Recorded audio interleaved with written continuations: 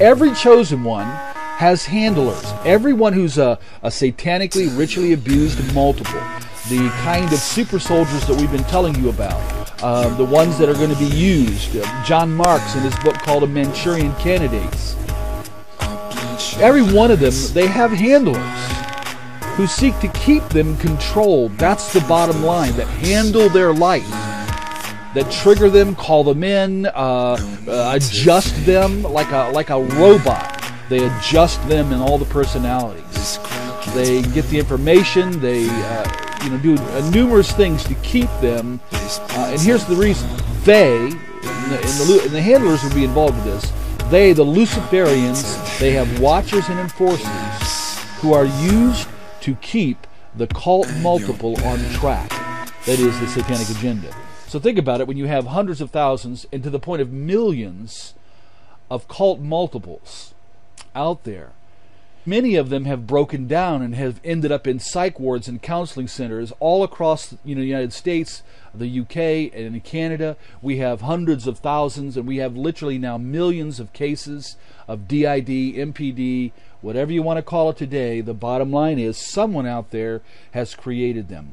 The issue of mind control and being amnesic and erasing things and burying things and putting things down. Listen, folks, why would anybody want to use that technology on a mind? You know why? To hide things. I mean, especially on the pervert side of all this, where they have sexually abused children. Listen, all the chosen ones have triggers, and I think we've talked a little bit about this already. The idea that a personality inside, say again, there's 35 personalities inside, they all have triggers or names and codes and so forth, and a handler knows this. They may have a little black book or on computer disk, whatever, probably encrypted or whatever, but they know they know who to, when they contact. Now, we've seen it where they've called and played dial tones over the phone, and that is triggered out, or a phrase, or even a card sent in the mail, or timed triggers. When 11 o'clock hits, another personality would come up and take over the body and take the body out to a ritual site or to a handler. So inside personalities, runners and informers, and those who have been created to be bonded with handlers. Hello. You're tall. Do I have to be here for this? Handler active imprint requires a direct line of sight, so she needs to be looking into those dreamy brown eyes when I wave my magic wand. This isn't about friendship, man. It's about trust. From this point on, Echo will always trust you without question or hesitation, no matter what the circumstance. You're about to become the most important person in her life. And take two.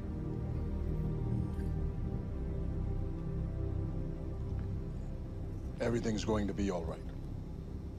Now that you're here.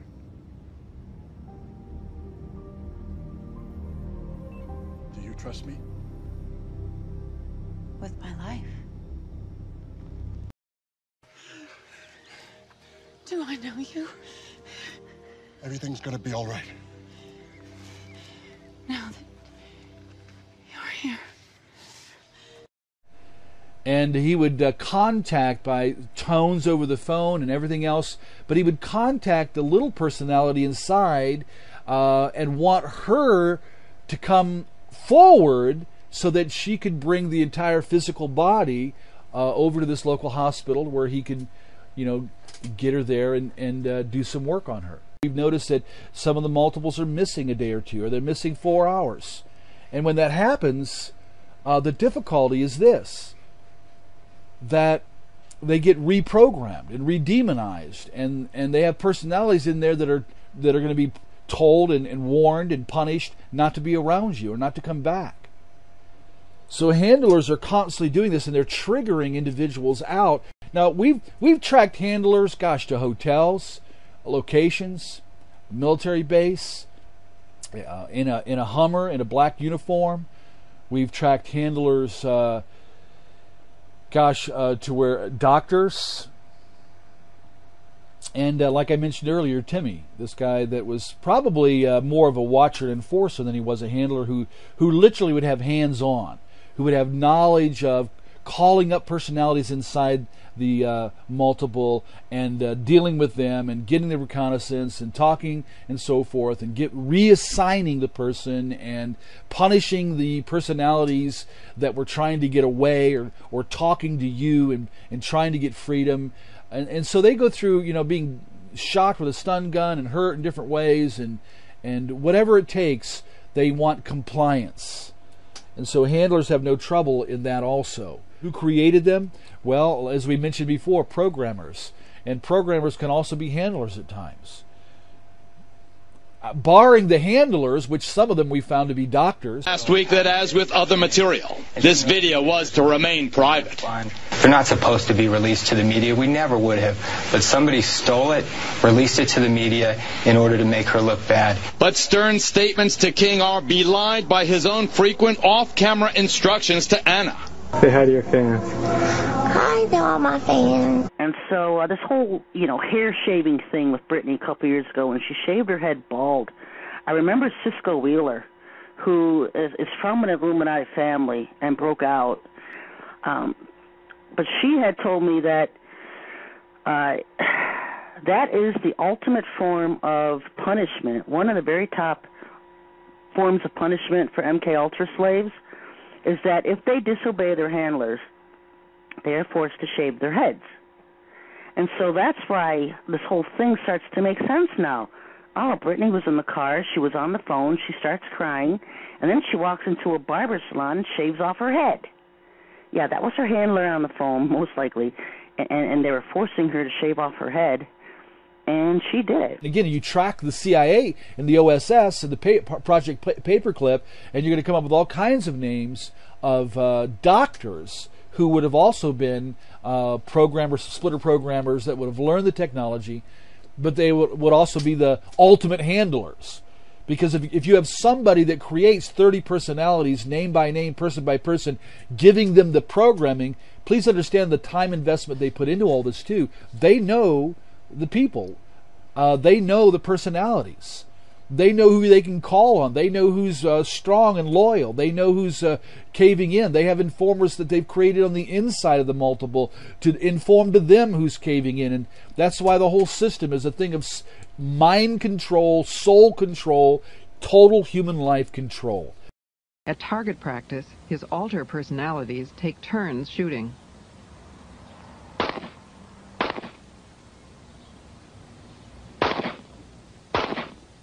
John's personalities have different styles of firing a gun. Scout shoots from one knee. What is your function in the system? My function? Yeah. I act as the observer, the scout. How do you help John? Excuse me? John showed us his scrapbook of 13 years as a police officer. He's had many awards and commendations which began early in his career. Hi. While he was showing us the scrapbook, John switched to a 10-year-old personality named Johnny. Hi. John had trained his dog to stay out of the living room, but when he switched, the dog entered, sensing that his master was no longer present. Okay, that's John. Who's John? He's an adult, and he's a policeman. The child personality of Johnny recognizes John in the photograph and sees him as a separate person.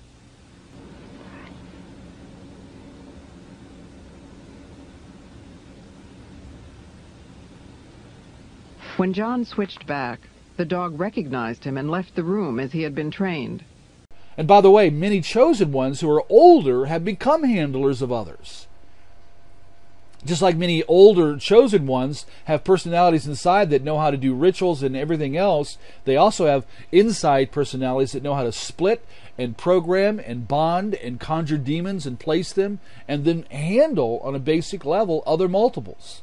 The other side of the story is watchers Watchers are simply those who just come around and they're and I've had so many stories across the board of people saying, well, you know what, we feel somebody's watching the house, somebody's watching the church, somebody's watching the counseling center.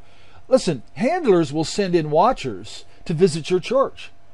People from covens who are going to come just to watch, and that's usually meaning reconnaissance, to observe. Everywhere we've dealt with multiples, that watchers show up and follow. Bullying on steroids. We're talking about gang stalking. Basically, the victims could be driving their car or talking on their phones or walking the streets when a group of people try to systematically terrorize them. And that's what their job is all about. They're lesser people in the coven, and that's part of their job, to go out and watch, to go out and call the handler, to tell them. They're out there informing also. We have numerous engagements with watchers like this. To hear multiples that you're dealing with talk about enforcers, or simply ask them about enforcers.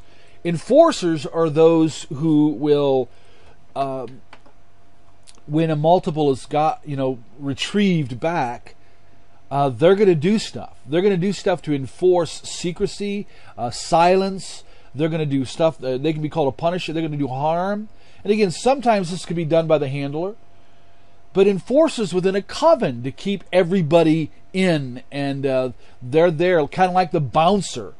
But more than that, they're there. Their job is to make sure nobody gets out, that no information leaks, that nobody else gets in. They're there to do harm. And perimeter issues, for example, if they're doing a sacrifice out in the woods, they're not just going to be 13 people out there, around some naked girl doing something without protection. They're gonna already have done ritual stuff for spiritual protection to keep everybody out. Then they're gonna have a perimeter around that ritual that guards. They're not involved in the ritual, but they guard anybody getting close to it. They may have a second perimeter out there that also then guards, so that if you, as we have, come up on ritual sites, we have hit the first perimeter of protectors, enforcers, that have had weapons, that back in the woods and back in fields driven vehicles were all the lighting, brake lights and front lights and inside was all off.